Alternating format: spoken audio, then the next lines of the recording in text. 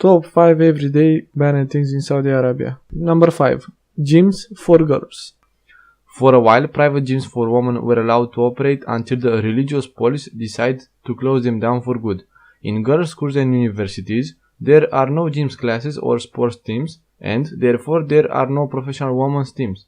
Saudi Arabia faces a ban from the International Olympic Committee for never sending out any female delegates, and the Saudi Olympic Committee was only able to find 2 girls, one who was born and raised and trained in the United States.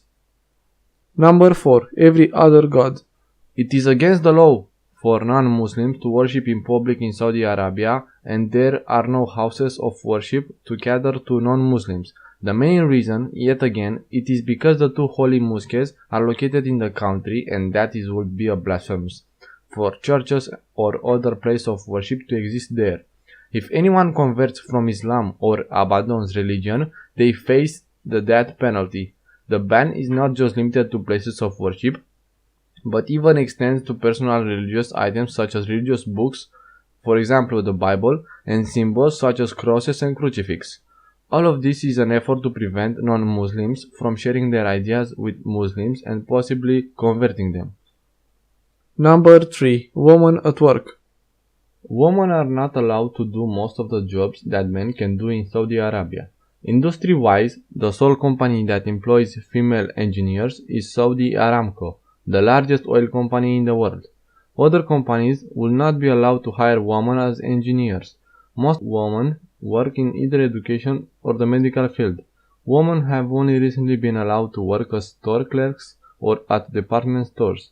At the time of writing, a few hypermarkets have allowed women to work at checkout counters, and some department stores have allowed them to work there as well.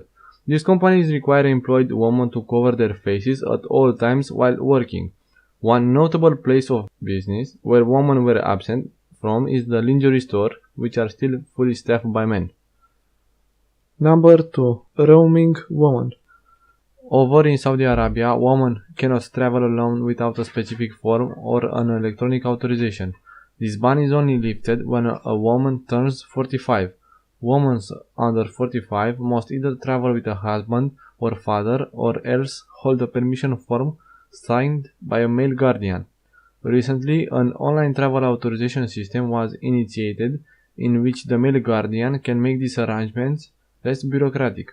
Many male family members are understanding and allow the women in their families full freedom in leaving or entering the country. However, a good proportion of society views freedom of mobility for women as something that could lead to immorality and thus strictly forbid women in their home from leaving the house, let alone in the country. Number 1. Woman behind the wheel. This is the most notorious ban involving Saudi women.